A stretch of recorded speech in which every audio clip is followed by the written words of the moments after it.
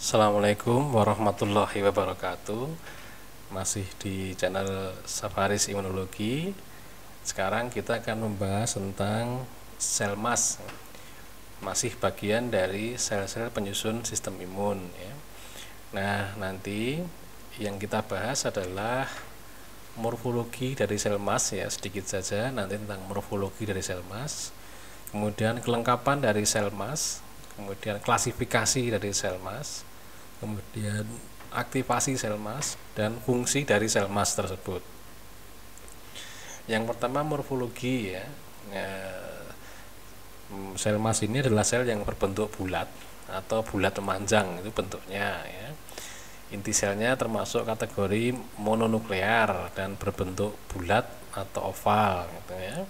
Nah, pada sitoplasma terlihat granula yang terwarna secara metakromasi, ditemukan mitokondria, retikulum endoplasma yang kasar atau raw endoplasmic reticulum, dan ada ribosom bebas ya. Ini hanya sekedar pengetahuan saja, nanti yang lebih penting adalah di bagian-bagian yang lain yang dari sisi imunologinya ya. Kemudian ini adalah kelengkapan dari sel mas ya.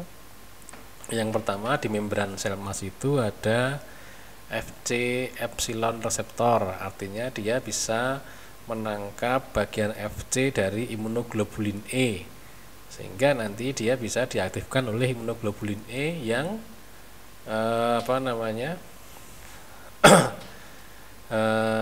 imunoglobulin E yang menangkap antigen gitu ya. Kemudian Fc gamma reseptor ya. Fc gamma reseptor ini nanti juga artinya dia bisa menangkap portion Fc atau bagian Fc dari imunoglobulin G gitu ya. Nah, kemudian komplement reseptor ya, ada juga reseptor beta 2 adrenergic ya. Ada reseptor adenosin ya. Ada reseptor TSLP atau thymic stromal lymphopoietin. Ada reseptor interleukin 33 ya, dan ada juga toll-like reseptor ya. Nah, ini adalah granulanya dari sel mas ya. Kalau tadi adalah kelengkapan di sisi membran selnya, nah sekarang di sisi granulanya ya.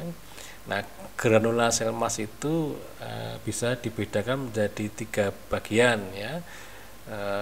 Bagian yang granula yang sudah terbentuk sebelumnya ya, sebelum teraktifkan sudah terbentuk ya, ini isinya adalah histamin ya, atau protease ya. Nah, ini fungsinya kalau histamin ya menyebabkan edema, kemudian bronkokonstriksi, vasodilatasi gitu ya, dan peningkatan vasopermeabilitas, peningkatan permeabilitas pembuluh darah ya. Kalau newly formed itu artinya adalah granula yang dibentuk segera ya, setelah sel mas ini teraktifkan ya. Misalnya adalah derivat dari asam arachidonat, di situ leukotrien dan prostaglandin, ini juga sama fungsinya ya. Nah, ada juga yang dibentuknya itu beberapa jam setelah sel mas ini teraktifkan ya. Misalnya di situ adalah interleukin ya. Coba diperhatikan, di sini ada interleukin 4, ada interleukin 5 ya, ada TNF alfa gitu ya. Ada interleukin 8. Interleukin 8 itu kan nanti kita bicarakan di bab di slide-slide selanjutnya ya. Kemudian klasifikasi dari sel mas ya. Nah, yang pertama adalah MCTC ya, mast cell TC. TC itu sebenarnya tulisannya kecil ya. Kecil bukan huruf kecil ya, huruf besar, tapi hurufnya lebih kecil daripada MC-nya ya. Atau MCTC ini disebut juga dengan connective tissue mast cell. Nah, yang kedua adalah MCT saja tanpa C ya. Nah, atau sering juga disebut dengan mucosal mast cell atau mast cell yang berada di mukosa. Kalau tadi MCTC tadi adalah mast cell yang lokasinya itu ada di jaringan ikat. Nah, MCTC itu menghasilkan enzim triptase dan chymotryptic proteinase ya, sedangkan MCT menghasilkan triptase saja ya. Ini klasifikasi sel mas ya. Kemudian bagaimana sel emas itu teraktifkan? Ya, karena tadi ada di permukaan membrannya itu ada Fc reseptor, ya, maka sel emas ini bisa diaktifkan lewat antibodi, oleh antibodi maupun yang non antibodi. Nah, kalau yang antibodi ini ya tadi Fc epsilon reseptor yang di permukaan membran sel emas ini, dia bisa mengikat antibodi yang sudah membentuk kompleks dengan antigen, gitu ya. Kalau yang non antibody mediated activation atau aktivasi sel emas yang tidak tergantung antibodi, ya tadi karena di permukaan membran sel emas ini ada toll-like reseptor misalnya, ya berarti dia PAM atau pathogen associated molecular pattern itu bisa mengaktifkan sel emas, ya. Komplement juga bisa mengaktifkan sel emas, gitu ya. Jadi ada dua cara pengaktifannya, aktivasi sel emas lewat antibodi atau lewat non antibodi, ya. Nah, kemudian apa fungsinya? Ya, fungsinya ya pertama inflamasi, peradangan. Ya, tadi kan sel emas bisa menghasilkan tumor necrosing faktor alfa, ya, itu kan salah satu sitokin yang pro inflamasi, ya. Kemudian melawan patogen, ya, seperti bakteri dan parasit, ya. Sebagai APC, ya dua hal ini nanti kita lihat di setelah slide ini, ya. Kemudian membantu polarisasi sel T helper ke arah sel T helper 2, ya. Kenapa bisa begitu? Karena tadi kan sel emas ini ketika teraktifkan dia bisa menghasilkan interleukin 4, ya. Nah, ini sehingga dia bisa membantu polarisasi sel T helper 0 ke arah sel T helper 2, ya. Sedangkan tadi interleukin 5-nya nanti kan dia juga bisa mengaktifkan atau merangsang sel eosinofil, ya, sehingga berperan juga dalam melawan parasit, ya, cacing misalnya.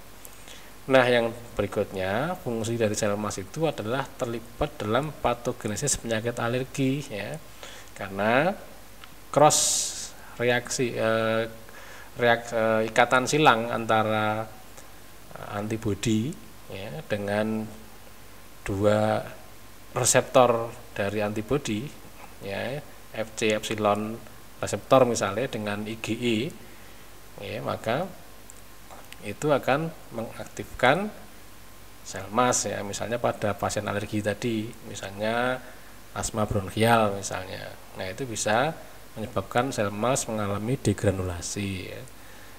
Sel emas juga bisa terlibat dalam penyakit autoimun, ya, misalnya pada pasien multiple sclerosis misalnya, atau pada pasien dengan kanker misalnya melanoma maligna, misalnya kanker kolorektal, ya, misalnya juga kanker payudara atau CA-MAME, ya.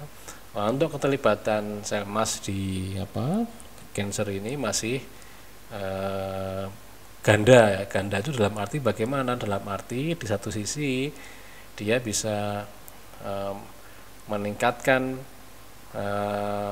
pembentukan tumor atau pro dengan pembentukan tumor, ya, sedangkan di pihak yang lain dia bisa juga berperan sebagai anti tumor, ya, tergantung dari sifat atau sekitarnya dari sel-sel emas ini, ya.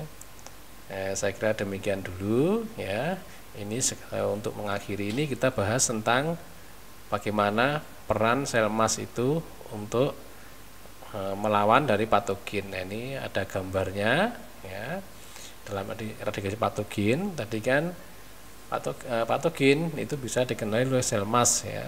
Kemudian sel emasnya akan ketika aktif maka dia bisa mensekresikan tumor necrosing faktor alfa dan interleukin 8, ya, yang nanti bisa memanggil sel neutrofil ke dalam jaringan yang mengalami invasi patogen, ya. Sel neutrofilnya nanti bisa mengeradikasi patogen yang masuk, ya.